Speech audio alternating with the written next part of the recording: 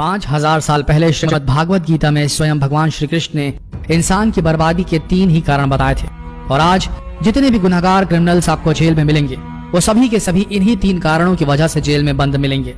इस वीडियो में कुछ बेहद ही रोचक कहानियां हैं जो इन तीनों कारणों को विस्तार से समझाएंगी। इसके बाद आप खुद पे एक नजर डाल लीजिएगा, कहीं आप में भी तो नहीं है ये 3 विकार। अगर हैं तो सावधान। श्री कृष्ण ने खुद बताया कि बर्बादी आपका इंतजार कर रही है, तो बने रहिए इस वीडियो के अंत तक श्री कृष्ण द्वारा दिए गए इस ज्ञान को जानने के लिए। तो पहले आते हैं कहानी पर। प्राचीन काल में एक शाही परिवार में एक लड़के का जन्म हुआ। कम उम्र में ही शाही ठाट बाट से दूर उसे गुरुकुल में भेज दिया गया। गुरुकुल में वह विद्यार्थी सबसे होनहार था। उसने वेदों और शास्त्रों का अध्ययन किया। गुरुकुल में उसकी शिक्षा समाप्त भी नहीं हुई थी कि उसके माता पिता और भाई बहन सभी प्राकृतिक आपदा में मारे गए।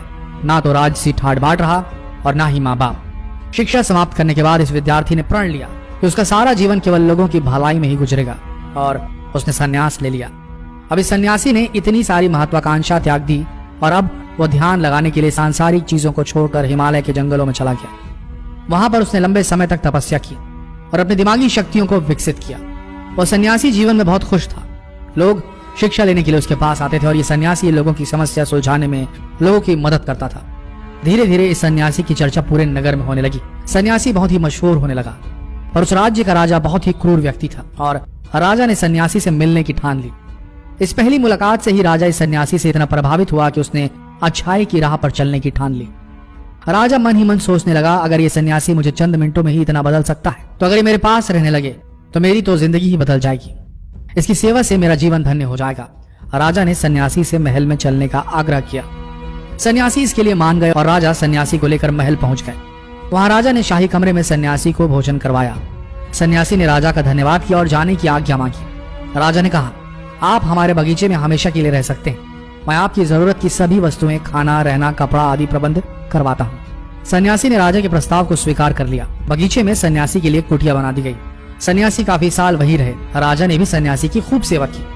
कुछ सालों बाद एक दिन अचानक राजा और रानी दोनों ही पड़ोस के राज्य में चले गए और एक सेवादार को सन्यासी की सेवा करने के लिए बोल गए। लेकिन सेवादार बीमार पड़ गया और अगले दिन से आया ही नहीं। सन्यासी को ना तो अब कोई भोजन देने वाला था और ना ही सन्यासी की देखभाल करने वाला था।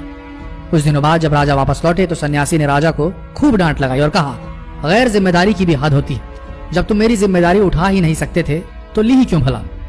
राजा ने सन्यासी से क्षमा मांगी और सन्यासी ने फिर भी राजा को काफी कुछ बोला और कुछ देर बाद मामला शांत हो गया। रानी भी ये सब चुपके से देखती रही पर शांत रही। फिर कुछ दिन बाद राजा को राज्य से फिर बाहर जाना पड़ गया। इस बार राजा ने रानी को निर्देश दिया, जब तक मैं नहीं आता आप सन्यासी की जरूरतों का पूरा ध्यान रखें। रानी हर रोज भोजन पकवा के सन्यासी को भेज देती। एक दिन रानी नहाने के लिए गई और सन्यासी को भोजन देना भूल गई। सन्यासी ने बहुत इंतजार किया पर जब भोजन नहीं आया सन्यासी सोच में पड़ गया। सन्यासी ने सोचा वह खुद महल में जाकर देखे। सन्यासी की नजर रानी पर पड़ी। उसने रानी के अद्भुत रूप को देखा, जिसको देखकर सन्यासी चकित रह गया। रानी की सुंदरता सन्यासी के मन में घर कर गई। सन्यासी इस सुंदरता को भुला न सका। वो खाना पीना छोड़कर अपनी कुटिया में ही पड़ा रहा। उसने अगले दिन कुछ भी नहीं खाया। सन्यासी बहुत कमजोर हो गया था। फिर कुछ समय बाद राजा वापस लौट आए। राजा को सन्यासी के हाल का पता लगा। राजा सीधा सन्यासी के पास पहुंच गए।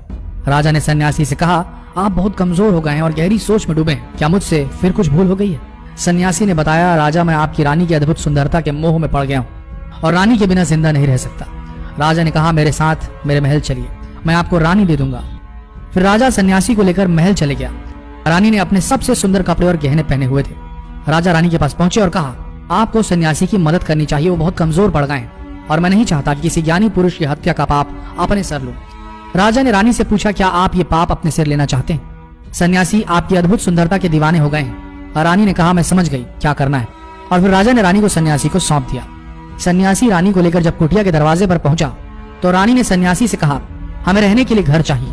सन्यासी तुरंत राजा के पास गया और कहा, राजा हमें रहने के लिए घर चाहिए। राजा ने उनके रहने के लिए घर का प्रबंध किया। सन्यासी रानी को लेकर जब घर पहुंचा तो रानी ने कहा, घर तो बहुत गंदा है और इसकी तो हालत ही बहुत खराब है।